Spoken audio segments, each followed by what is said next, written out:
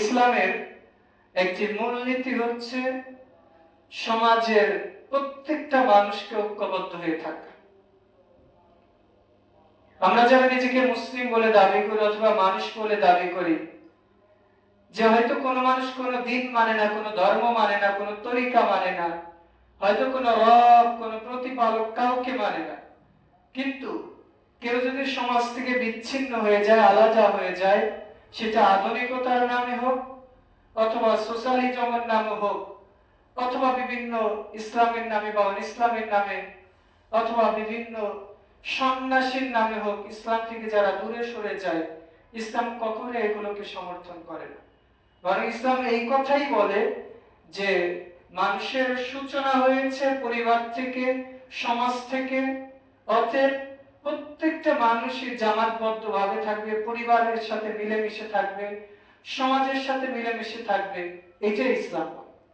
আল্লাহ রাব্বুল আলামিন সূরা আল ইমরান 3 নম্বর সূরার 103 নম্বর আয়াতে বলছেন, ইয়া আইয়ুহাত্তাসিমু বিহাবলিল্লাহি জামিআ। আল্লাহ বলছেন যে হে দুনিয়ার মানুষেরা, তোমরা আল্লাহর যে সীমারেখা আছে, আল্লাহর যে দিন রয়েছে, দিনের যে বিধিবিধান রয়েছে, সেটা তোমরা শক্ত করে আঁকড়ে ধরো এবং তোমরা আঁকড়ে ধরার ক্ষেত্রে নিজের মতাদর্শনের অনুসরণ করে তোমরা বিচ্ছিন্ন হও না, দলাদলি মতানৈক্যে পতিত হও না। আল্লাহ বলছেন ওয়াতাসিমু বিহাবলিল্লাহি জামিআ ওয়া লা তাফাররাকু। দুনিয়ার যত মানুষ আছো সবাই মিলে আল্লাহর যে দিন রয়েছে, ইসলামের বিধান রয়েছে, এটাকে আঁকড়ে ধরো। ওয়া লা তাফাররাকু, তোমরা দলে দলে বিচ্ছিন্ন হও না, বিভিন্ন ফিরকা, বিভিন্ন দলে, বিভিন্ন ইজমে, বিভিন্ন তরিকায় ইত্যাদিতে তোমরা বিভক্ত হয়ে যেও না। আল্লাহ রাব্বুল আলামিন এই সূরার 105 নম্বর আয়াতে আবার বলছেন ওয়ালা তাকুনু কাল্লাযীনা তাফাররাকু, তোমরা ওই সমস্ত লোকদের মতো হয়ো না, ওদের অনুসরণ করো না যারা দলে দলে বিভক্ত হয়ে গেছে। কখন তারা দলে দলে বিভক্ত হয়ে গেছে? ওয়াখতালাফু মিন বাদি মা জাআতহুমুল বাইয়িনা, তাদের কাছে যখন আল্লাহর পক্ষ থেকে স্পষ্ট দ্বীন এসেছে, ইসলাম এসেছে, কোরআন এসেছে, হক এসেছে, স্পষ্ট দ্বীন আসার পর তারা ইখতিলাফে মতানৈক্যে পতিত হয়ে তারা দ্বীনকে ছুঁড়ে মেরে তারা বিভিন্ন ফিরকার মধ্যে ডুবে পড়েছে। তাদের মতো তোমরা হবে না। এছাড়াও আল্লাহ রাব্বুল আলামিন সূরা আনআম 159 নম্বর আয়াতে বলছেন ইন্নাল্লাযীনা ফাররাকু দীনাহুম, এমন কিছু লোক রয়েছে যে সমস্ত মানুষের আল্লাহর দ্বীন, আল্লাহর যে জীবন ব্যবস্থা রয়েছে, এই দ্বীনের মধ্যে তারা টুকরো টুকরো করে ফেলেছে, ছিন্ন বিচ্ছিন্ন করে ফেলেছে, বিভক্ত করেছে বিভিন্ন দলের নামে, ইজমের নামে, তরিকার নামে। এইটা আমার দল, এটা আমার মাযহাব, এটা আমার তরিকা, এটা আমার পীরের দল, এটা আমার বড় হুজুরের দল, এটা আমার কিবলা হুজুরের দল, এটা আমার আলা হুজুরের দল, এইটা কিবলা বাবার দল, ইত্যাদি ইত্যাদি বলে যারা দ্বীনকে বিচ্ছিন্ন করেছে, প্রক্ষান্তরে তারা দ্বীন থেকে দূরে সরে গেছে। ফাকাদ দাল্লা দালালান বাঈদা, তারা এতটাই পথভ্রষ্ট হয়ে গেছে যেখান থেকে ফিরে আসার সম্ভাবনা খুবই কম। কারণ দেখবেন সমাজে একজন ব্যক্তি যখন জিনা করে, একজন ব্যক্তি যখন চুরি করে, মিথ্যে কথা বলে, চোর যখন চুরি করে, ওকে এটা জায়েজ জেনে চুরি করে?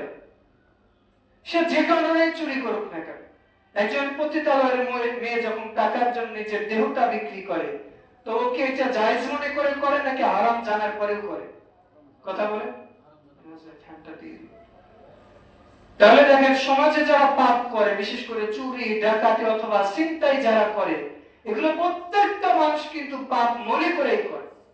কিন্তু দিনের মধ্যে যারা বিভিন্ন ফিরকা তৈরি করে, বিভিন্ন দল তৈরি করে, এরা মনে করে যে আমি হক, এছাড়া দুনিয়াতে যা আছে সব বাতিল। আপনি খারিজিদের কাছে যান, মুরজিয়াদের কাছে যান, কাদারিয়াদের কাছে যান, অথবা শিখ ধর্মের লোকদের কাছে যান, অথবা কাদিয়ানি সম্প্রদায়ের কাছে যান, ওরা মনে করে যে ওরাই হক, আমাকে আপনাকে ওরা বাতিল মনে করে। এই জন্য একজন চোর যেমন দিনে ফিরে আসা যতটা সহজ, একজন দিনের নামে যারা বিভিন্ন ফ্যাক্টরি খুলে বসেছে, যে আমি হক, হকের যারা ডিলারশিপ নিয়ে নিয়েছে, এদের আসলে হক পথে ফিরে আসার সম্ভাবনা খুবই কম। কারণ এরা দিনটাকে নিজেরাই বিভক্ত করে মনে করেছে যে আমরা হকের মধ্যে আছি, অথচ ওরা কতটা যে পথভ্রষ্টতার মধ্যে রয়েছে ওরা নিজেরাই জানে। রাসূল ইসলাম তিরমিজির প্রথম খণ্ডে 2676 নম্বর হাদিসে বলছে, আমি তোমাদেরকে তাকওয়া অবলম্বন করার জন্য ওসিয়ত করছি। একটা হচ্ছে নাসিহা, মানে এই যে আমি যেগুলো কথা আপনাদের বলছি এগুলো হচ্ছে দ্বীনের কথা, নাসিহা। আর ওসিয়ত কোনটা, যেটা করা জরুরত। আপনার আব্বা মারা যাওয়ার আগে বললো যে আমার 3 বিঘা জমি আছে, 1 বিঘা জমি এই মসজিদের নামে, মাদ্রাসার নামে দিয়ে দিবা, এটা আপনার দেওয়া জরুরি।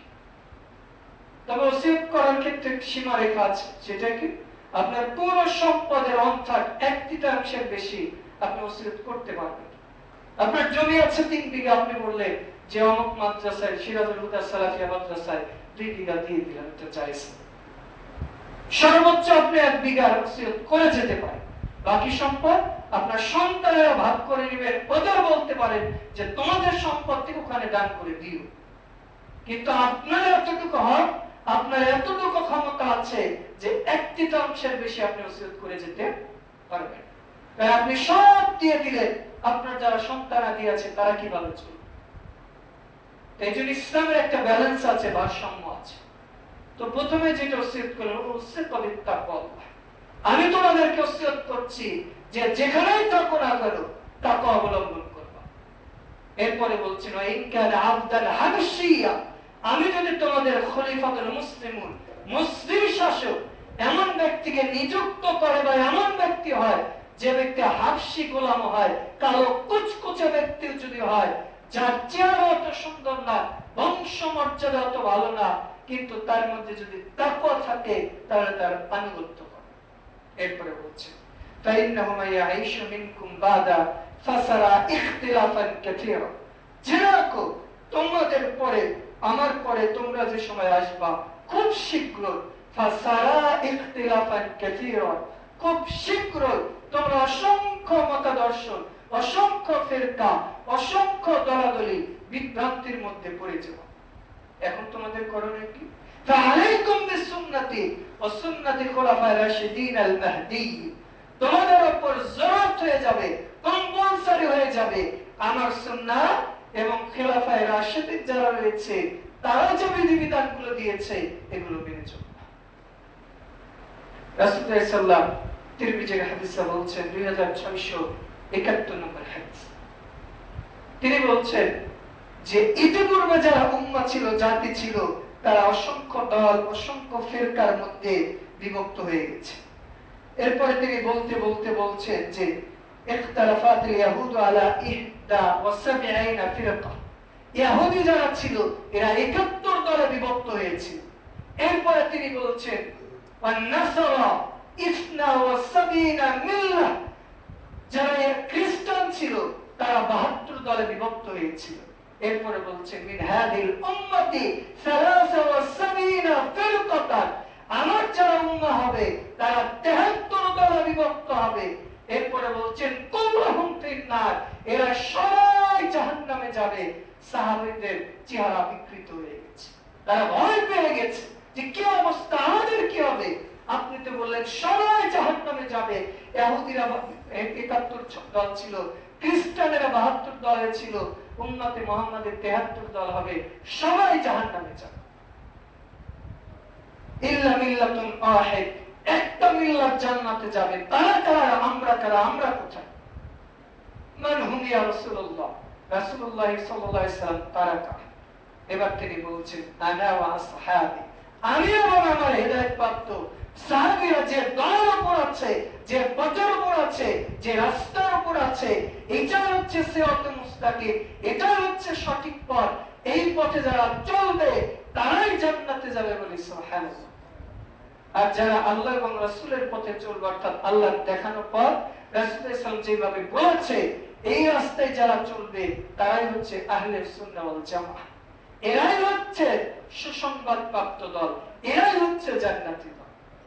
কিন্তু একজন ব্যক্তি বুকে হাত বাঁধে, জোরে আমিন বলে, পায়ের সাথে পা মিলায়, ওরা আকীদাতে গলদ আছে, ও শিয়াদের সাথে বন্ধুত্ব করে, শিয়াদের আকীদা মানহাজ পোষণ করে, কাদিয়ানীদেরও মুসলিম মনে করে, খারেজিদের বৈশিষ্ট্য তার মধ্যে আছে।